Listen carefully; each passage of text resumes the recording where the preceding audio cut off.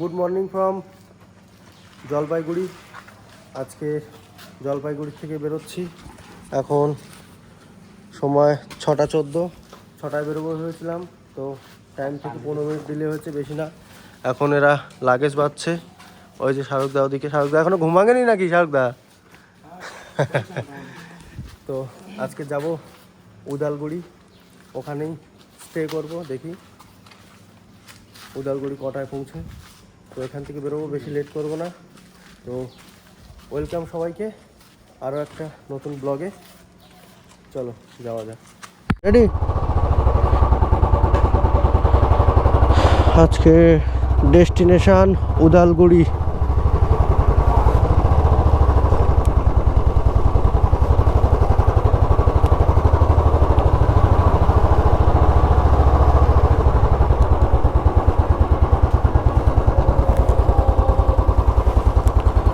সকালে বৃষ্টি হয়েছে মনে হয়।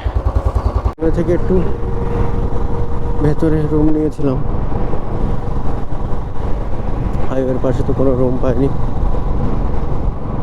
আর যে হোটেলটা নিয়েছিলাম, সত্যি বলতে হয় জলপাইগুড়ির বুকে অ্যাফোর্ডেবল প্রাইসে দারুণ রুম দেয়। আমরা অন্তত 4টে হোটেল ঘোরার পর ওই হোটেলটা নিয়েছি। রুম ভালো, ব্যবহার ভালো, সব কিছুই ভালো। ওয়েদারটা একটু সঙ্গ দিলে হয় না, এত বৃষ্টির কারণে গোপ্রো পেপার দিয়ে ঢাকালেও হচ্ছে না, ব্যাগের মধ্যে রাখলেও হচ্ছে না। কিছু না কিছু প্রবলেম দেখা দিচ্ছে এই গোপ্রোতে। শুধু গোপ্রো বলে না, অনেক কিছু। ইউটিউবে ভিডিও আপলোড করবো, ভিডিওটা সমস্যা করছে। আবার এক্ষুনি একটু গাড়ির সমস্যা হলো।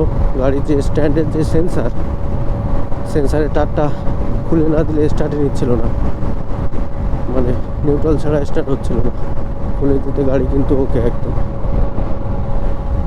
আর গাড়ির এই নাটটা, হ্যান্ডেলের নাটটা একটু টাইট দিতে হবে। ঘাটটা একটু ওবেল করছে টুয়ার্ডস লাটাগুড়ি। গ্লাভস পরিনি, পরবো, হাতে কালি লেগে গেছে। সেন্সারটা খুলতে আজকে যতটা সম্ভব ব্রেক কম নেওয়ার চেষ্টা করবো। যাই না, হয়তো হাইওয়ে পাবো। হাইওয়ে পেলে তো খুব ভালো।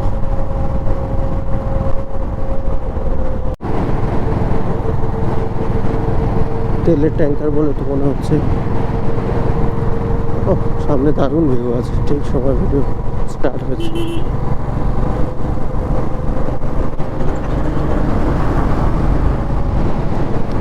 ট্রেনের সাথে সাথে আমরাও যাচ্ছি।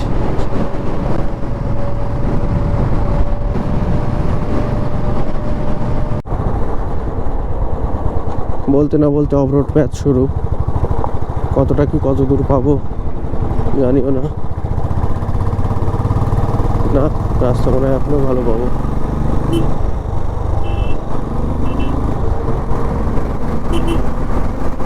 Day tour first toll. Bike লেনটা সম্ভবত বাঁ সাইডেই থাকবে।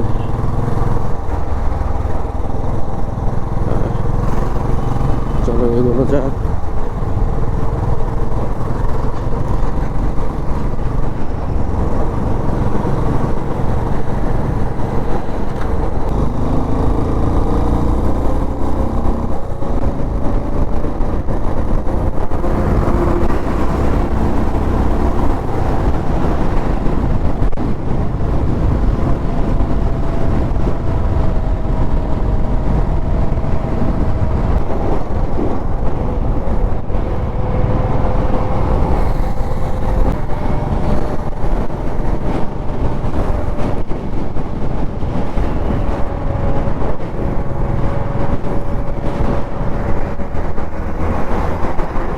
সেকেন্ড টোল পেরিয়ে গেছি। আরও দু একটা বাইপাস পড়লো, সিগন্যালটা বন্ধ করার জন্য বলছে। দুদিকে চা বাগান কিন্তু শুরু হয়ে গেছে। গুয়াহাটি 338, আলিপুরদুয়ার 42। দুদিকে চা বাগান, মাঝখান দিয়ে রোড। এরকম আরও রোড পেয়েছিলাম কখনো আগে, ভিডিও করতে পারিনি। গোপ্রো কেন জানি না অন হচ্ছিল না, চার্জ হচ্ছিল, আবার ব্যাটারি ব্যাটারিটা খুলে লাগাতে ঠিক হলো দেখলাম। মাঝে মাঝে এরকম সমস্যা হচ্ছে। তো একটু আগেই দাঁড়িয়েছিলাম, দাঁড়িয়ে একটু চা আর জল খাবার খেয়ে নিলাম, খেয়ে বেরিয়ে পড়েছি আবার আসামের উদ্দেশ্যে।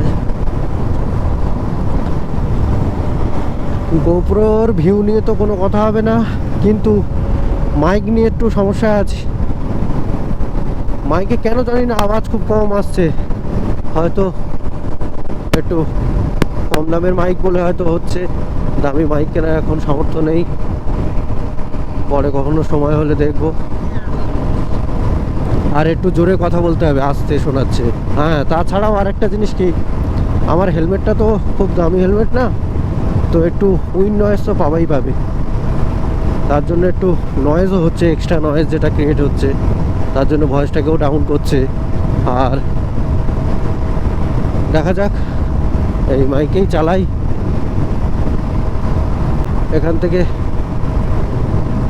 এটা সোনাপুর, না এটা না, 17 কিমি বাদ। নদী তো পুরো শুকিয়ে গেছে, আরো ধান চাষ হবে হয়তো, কি ধান ওখানে হয়তো বীজ ভেজানো আছে, তাও হতে পারে।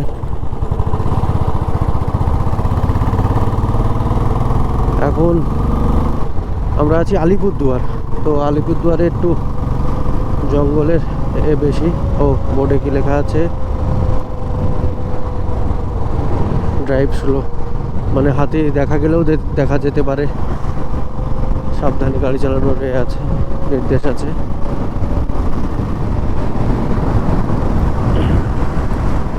আমাদের ডে 2 এর 3rd টোল।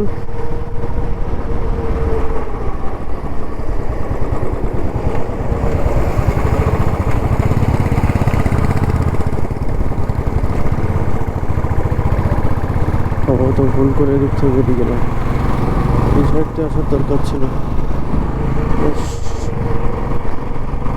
একটু মিনিট 5 ব্রেক নিয়ে বেরিয়ে পড়লাম, রেনকোটগুলো খুলে নিলাম, প্রচণ্ড গরম লাগছিল।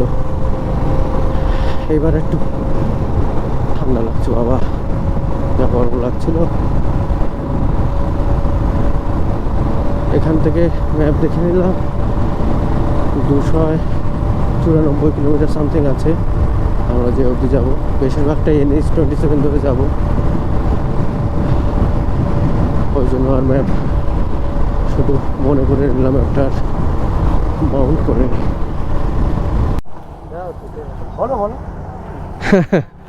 তো গাড়ি একটু চেনে মোবিল মারি নেওয়া হলো সবার গাড়িতে, আর ঘাটটা টাইট দিতে হলো। প্রথমে ক্লাসটা একটু লুজ হয়ে গেছিলো। বেরোবো ওখান থেকে এবার, প্রচণ্ড গরম।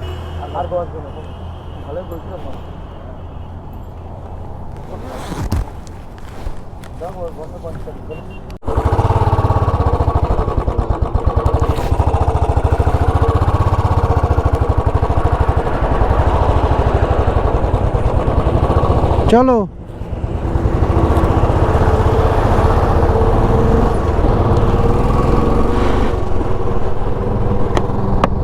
গাড়িটাকেও দেখে রাখার দরকার আছে, তবু আমার গাড়ির অনেক প্রবলেম দেখা দিয়েছে, এই অবস্থাতেই যাব। ওই সামনে পাহাড়ের আবার দেখা মিলল, পাহাড়ের কাছে যাচ্ছি আস্তে আস্তে। এমন ওয়েদার, মেঘলা ওয়েদারে তো ঠান্ডাও লাগছে না, আর দাঁড়ালে কিছুক্ষণ দাঁড়ালে পুরো ঘেমে চ্যান হয়ে যাচ্ছে, পুরো টি-শার্ট, ভেতরে টি-শার্ট পুরো ভিজে গেছে।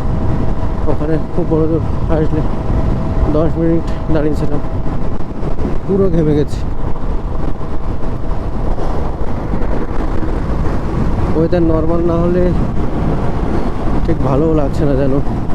এই পাহাড় এত সুন্দর লাগছে, পাহাড়ে গেলে কতটা না সুন্দর লাগবে অবশ্যই দেখাবো। পরবর্তী ভিডিওর জন্য অপেক্ষা থাকতে হবে। ও মেঘের মধ্যে পাহাড় অসাধারণ লাগছে।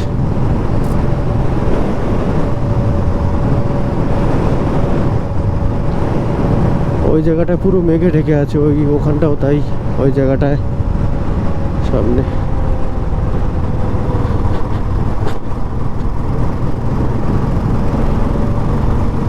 জলপাইগুড়ি থেকে আসামের পথে পুরো রাস্তাটাই বেশিরভাগটাই বলতে গেলে 90%ই ভালো রাস্তা পেয়েছি, যেহেতু হাইওয়ে।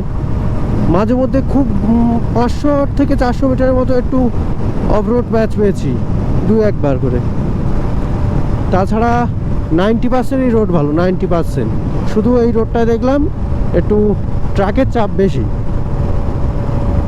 কিছুটা আগে তো টোলের ওই জায়গাটায় প্রচণ্ড লাইন পড়ে গেছিলো। আমরা তো মাঝখান দিয়ে ফাঁকা পেয়ে পেয়ে যা হোক করে এগিয়ে এসেছিলাম,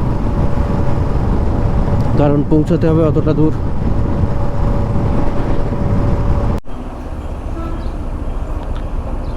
আসামে 97 টাকা 37 পয়সা লিটার। পাম্প ভর্তি, অসুবিধা নেই।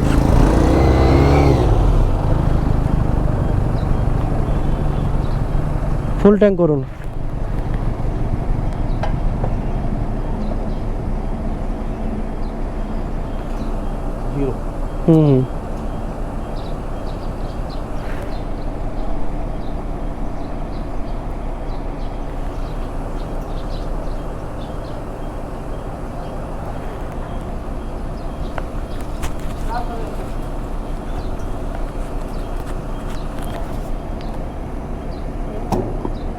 হবে? হ্যাঁ থাক, ঠিক আছে, থাক থাক। 5 में डाल दिया है।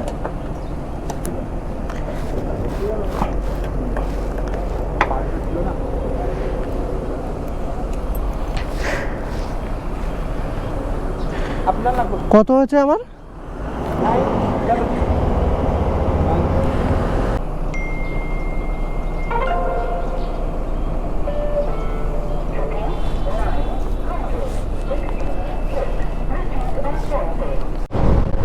পেট্রোল তো রিজার্ভ এসেই গেছিল, আর আসামে দেখলাম পেট্রোলের দামও কম, অন্য তো ফুল করে নিলাম। 66 টাকা আছে।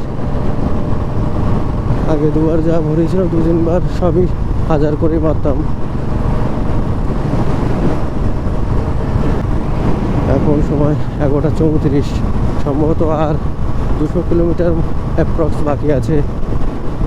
গুয়াহাটির কথা বলছি একবারে, যে হোটেলটা আর কি যাচ্ছি আমরা, সেটা কতটা দেখা হয়নি।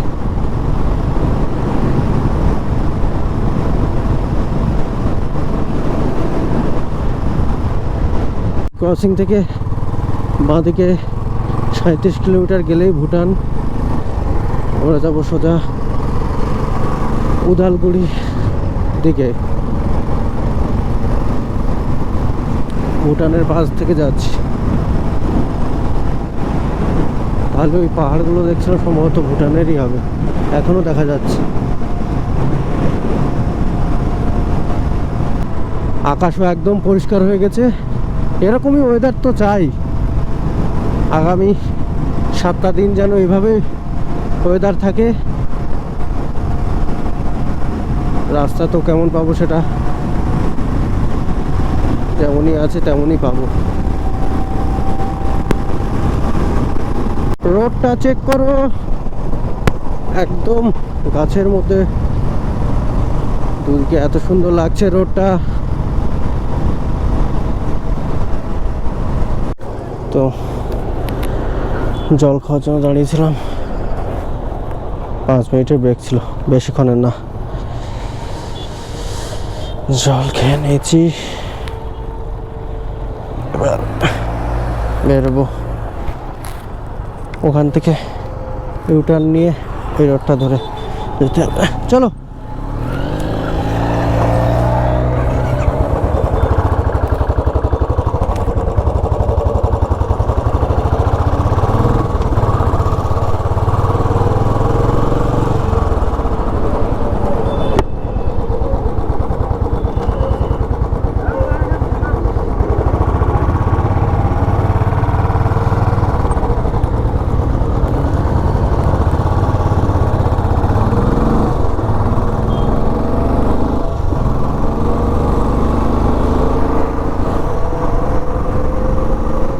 করে নিচ্ছি। প্রচণ্ড কষ্ট হয়ে গেল, অনেকক্ষণ বসে বসে একটানা চালাচ্ছি। এখন 12টা 5। সাইকেলিং সময় ভিউটাও ভালো আসছিল। সোজা রাস্তা, রাস্তা আর শেষ হয় না।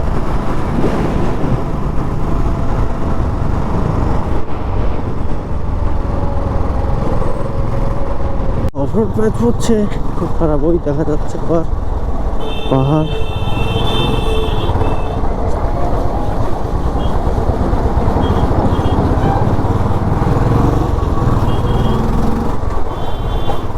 বড় বড় গাড্ডা।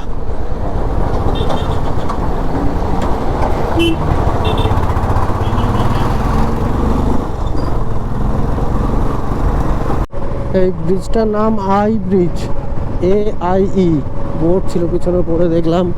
আর দেখো পাহাড়গুলো কি অপরূপ সুন্দর দেখাচ্ছে। ওয়েদার সাথ দিলে অবশ্যই এত সুন্দর ভিউই দেখা যাবে। অসাধারণ অসাধারণ।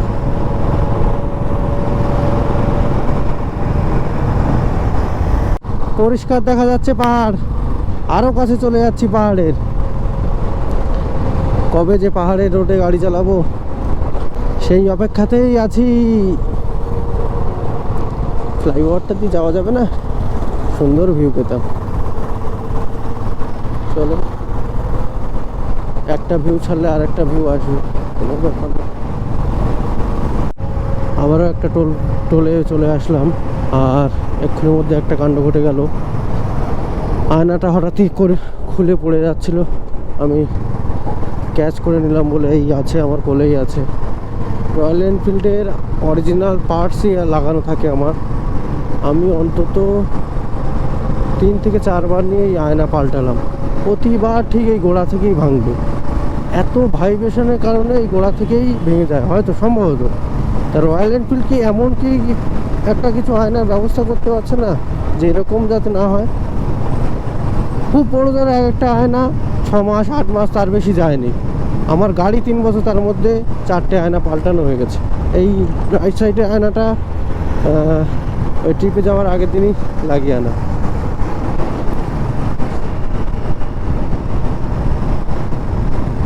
পার্টসের দাম হিসাবে ভালোই দাম থাকে, কিন্তু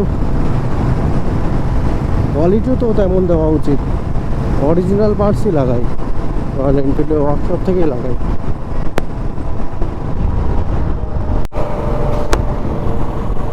তো যেটা বলবো হবে, ভিডিও অন করলাম, হঠাৎ এই ব্রিজটা উঠতেই যেন মানে গরম হাওয়া খাচ্ছিলাম, হঠাৎ করে একটা ঠান্ডা হাওয়া শুরু হয়ে গেল। আস্তে আস্তে ওয়েদার কি ঠান্ডা হবে? তবে ওই ব্রিজটায় বেশি ঠান্ডা লাগছিল এই রোডের থেকে ব্রিজে।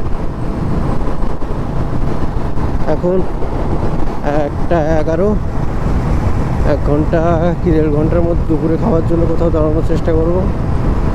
তারপর খাওয়া দাওয়া করে এখান থেকে অ্যাপ্রক্স 130 কি 25 কিলোমিটারই বাকি আছে গুয়াহাটি।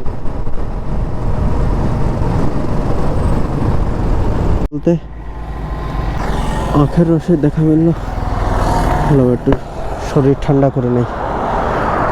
এতক্ষণ চালাতে তো ভালোই শরীর গরম হচ্ছে। বাই দ্য ওয়ে বলে রাখি, গুয়াহাটি এখান থেকে আর 94 কিলোমিটারই দূরে। খেয়ে নেই। সবাই প্রায় 2 গ্লাস করে আখের রস খেয়ে বেশিক্ষণ দাঁড়ালাম না। সামনে গিয়ে আবার খাওয়ার সময় লেট হবে। 100 কিলোমিটার এখনো যেতে হবে। পুরোটা তো হাইওয়ে থাকবে না বলে মনে হচ্ছে।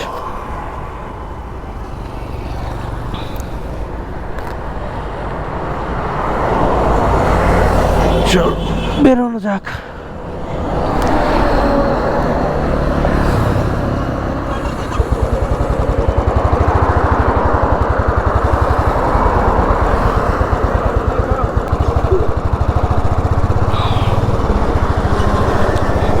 আমি আস্তে আস্তে এগোতে লাগি, ওরা চলে আসবে।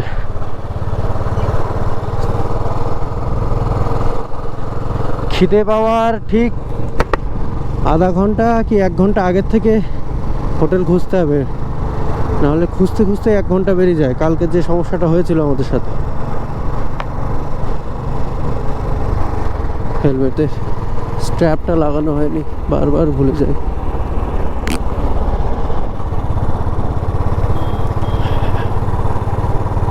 এটা বড়মা, আসাম।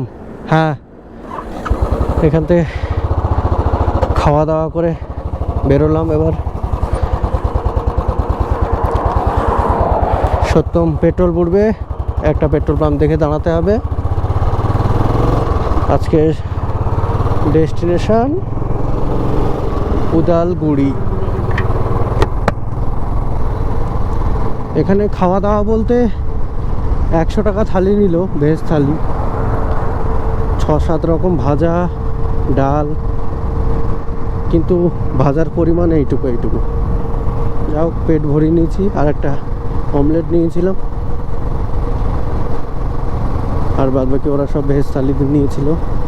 শাহরুখদা মাছ নিয়েছিল। প্রথমে তো মাছ ভাজাই দিয়ে দিয়েছিল, তারপরে আবার বলতে যে কারি হবে না, তাই কারি দিল। খাবার স্বাদ একেবারে খারাপ না, কিন্তু পরিমাণ অল্প। হাইওয়ে থেকে বাঁ দিকে টার্ন নিয়ে আমরা বড়মা ধমধমা রোড, নামও ভালো। অবশ্যই এলাকার এক আলাদা আলাদা নাম থাকে যে কোনো এলাকার। সেই রোড ধরে এগোচ্ছি। একটু ভুল করে এগিয়ে গেছিলাম, আবার ইউটার্ন নিয়ে ফিরে আসতে হয়েছিল। রোড মোটামুটি এরকম পেলেই পৌঁছে যাব 2 ঘন্টার মধ্যে। 89 কিলোমিটার এখান থেকে, মানে ওই 6টা বাজবে পৌঁছতে। 2 ঘন্টা 3 মিনিট দেখাচ্ছে। তো হাইওয়ে থেকে গুগল ম্যাপ এই গ্রামের এক রাস্তায় ঢুকিয়েছে। গ্রামের রাস্তায় 60% ভালো, আর বাকি 40% একদম খারাপ। তবু যাওয়ার মতো হচ্ছে। আমার এই মোবাইল হোল্ডারটা একটু ঢিলা হয়ে গেছিলো, বারবার সরে আসছিলো। এইটা টাইট দেওয়ার জন্য দাঁড়িয়েছি। দাঁড়িয়ে টাইট হয়ে যেতে হেলমেটটা ব্যাগের উপরে রেখেছিলাম। অন্যদিন রাখি আয়নার উপরে, এর উপরে রেখেছিলাম না দেখে হট করে উঠিয়ে পড়েছি। হেলমেটটা পরে গোপ্রোটাও দাগ হয়ে গেল, আর মাউন্টটাও ভেঙে গেছিলো। আবার এক্ষুনি দোকানে দাঁড়িয়ে একটা ফেভিকুইক লাগালাম। তাও 3টে দোকান লেগেছে খুঁজতে একটা ফেভিকুইক কেনার জন্য। যাই হোক, ক্ষতি বেশি হয়নি।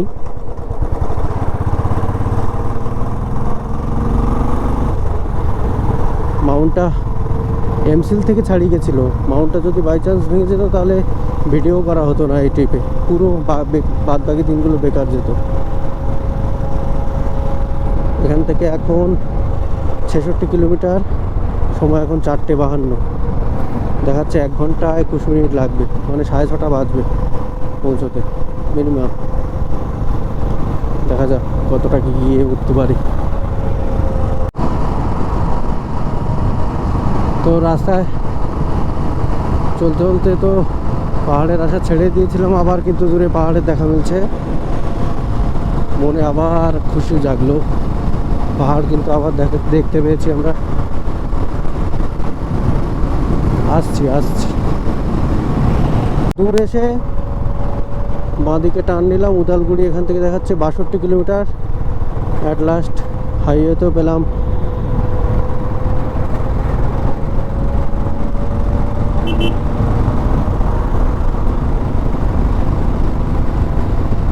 মাঝ রাস্তায় দাঁড়ালাম। লিক হলো কি করে? লিক হয়ে গেছে। টিউবলেস, সারাই করতে সময় লাগবে না, সারাই করে এগোবো। আর এই যে চা বাগান, পাম অনেকটা কমেছে। তো লিক সারাই করলেও তো হবে না, পামও দেওয়ার দরকার আছে। এখন যেতে যদি পারে কিছুটা দূর। আমাদের পাম্পারও ছিল কিন্তু খারাপ হয়ে গেছে। একা না গেলে পাম আরও কমে যাবে। আপাতত ওর গাড়িতে 3 জন যাচ্ছে, আমারটা তো পিছনে লাগেজ বাঁধা, বসতেই পারবে না।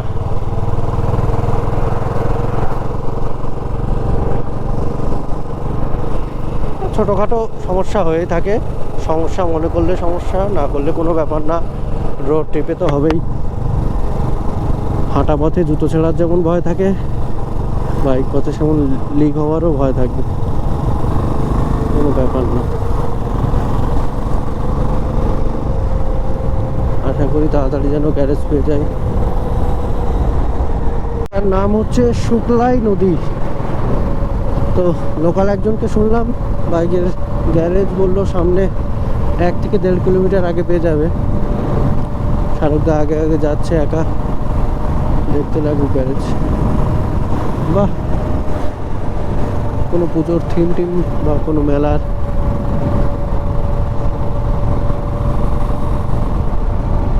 আমিও একটা পেট্রোল পাম্প দেখে দাঁড়ালাম, এখানে খাওয়া দাওয়ার মেশিন তো থাকবেই।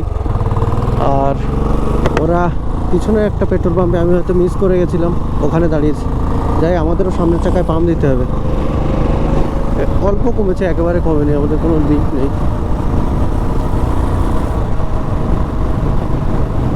তো পাঞ্চার মোটামুটি ঠিক হলো। এখানে উল্টো একটা সমস্যা, আমার সামনের চাকায় পাম্প কম ছিল, পাম্পটা দিলাম, চেক করলাম, অসুবিধা হয়নি। পিছনের চাকায় ভলপিনে পাম্প চেক করাতেই ভলপিনটা বসে গেল, হাওয়া উল্টো বেরিয়ে গেল। পাম্প তো আর হলো না, সামনে দোকান থেকে একটা নিতে হবে।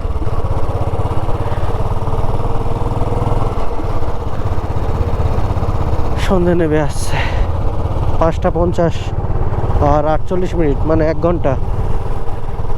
6টা 50, 7টা বেজে যাবে আজকে ঢুকতে উঠতে। Good morning from Udalgiri. কালকে আমরা সন্ধে 7টা নাগাদ ঢুকে গেছিলাম হোটেলে। হোটেল তো দেখাইছিল, এটা হচ্ছে দ্য গ্যালাক্সি লজ। আর এটা হচ্ছে ঠিক ওই যে ওখানে উদালগিরি রেলওয়ে স্টেশন, ঠিক রেলওয়ে স্টেশনের উল্টো ধারেই লজটা। অ্যাফোর্ডেবল প্রাইসে খুব কমেই মধ্যে পেয়েছি লজটা। তো যেটা বলার জন্য কালকে এসে ভিডিও এন্ড করা হয়নি। আর লাস্ট চান্সে যখন সন্ধে নামবে, তারপরে আমার গোপ্রোটা একদম ব্যাটারি ডেড হয়ে গেছিলো, ভিডিও তো করতে পারিনি। আর রুমে এসে কোনো ভিডিও করা হয়নি, ফোনেও ভিডিও করা হয়নি। মানে আজকের যে ডেস্টিনেশান, সেই ডেস্টিনেশানের পেপার ওয়ার্ক আর যে এলপি লাইন লাগবে, লাইনার পারমিট, সেইগুলো খোঁজাখুঁজি করতে করতে সময় গেছে। প্লাস গাড়িরও সমস্যা দেখা দিয়েছে। গাড়ি তো ওখানে দেখেছিলাম যে হাওয়া দিয়ে নিয়ে চলে এসেছিলাম, হোটেল ঢুকতে ঢুকতে দেখি পুরো ফ্ল্যাট টায়ার। মানে লিক হয়নি, হচ্ছে কি ওই যে ভলপিনের গোড়াটা চেপে গেছে, ভলপিনের গোড়াটা চেপে যাওয়াতে হাওয়া বেরিয়ে গেছে পুরোটা। তারপরে সত্যমেরও ওই সামান্য চেক করানোর জন্য এই সমস্যাটা হয়েছে। তা সত্যমেরও হাওয়াটা অল্প কমেছে। তা আশেপাশে গ্যারেজ খুঁজতে গেছিলাম, একটা গ্যারেজও পেলাম, সেখানে কোনো পাঞ্চার সারাই হয় না। তাই জন্য যে ভলপিন রেঞ্জটা লাগে সেটাও নেই, নাহলে আমরাই করে নিতাম। তো কিছুটা আগে গিয়ে একটা পাম্পার কিনে নিলাম সাথে, যেখানে সেখানে কাজে লাগতে পারে। পাম্পারটা কিনে রেখে দিয়েছি। আর এই সকালবেলা এখন রেডি হয়ে তলায় গিয়ে গাড়িগুলো ঠিক করে নেব একটু আধটু করে। আর কালকে শুনেছিলাম, বলেছিল যে ধোয়ার ব্যবস্থা আছে, গাড়িটা ধুয়ে রওনা দেবো ওদিকে। আর খুব সম্ভবত শুনেছি এখান থেকে 20 কিলোমিটার যাওয়ার পরেই লাইনার পারমিটটা দেখাতে হবে, কিন্তু আমরা লাইনার পারমিট কিন্তু এখনও করে উঠতে পারিনি। তো গিয়ে দেখি, যদি স্যাররা ধরে কিছু বলেন তাহলে ওখানেই যদি হয় তাহলে লাইনার পারমিট করিয়ে নেবো। আর বাদবাকি রাস্তায় যদি কোনো দোকান খোলা পাই অনলাইনেই কাটিয়ে নেবো। কাটিয়ে নিলে খুব বড় জোর 1 ঘন্টার মধ্যে প্রিন্ট আউট বের করে নিলে কোনো ব্যাপার না। তো চলো যাওয়া যাক। আর আজকে ভিডিওটা দেখার জন্য অসংখ্য ধন্যবাদ। কোনো কিছু ভালো লাগলে কমেন্ট করে জানাবেন, কোনো কিছু খারাপ লাগলেও কমেন্টে জানাবেন। আর হ্যাঁ, অবশ্যই ভিডিওটাকে লাইক এবং শেয়ার করবেন, আর চ্যানেলটি সাবস্ক্রাইব করুন। তো আজকের মতো শেষ এখানেই, এপিসোড 2। তো দেখা হচ্ছে পরবর্তী ব্লগে। Good bye.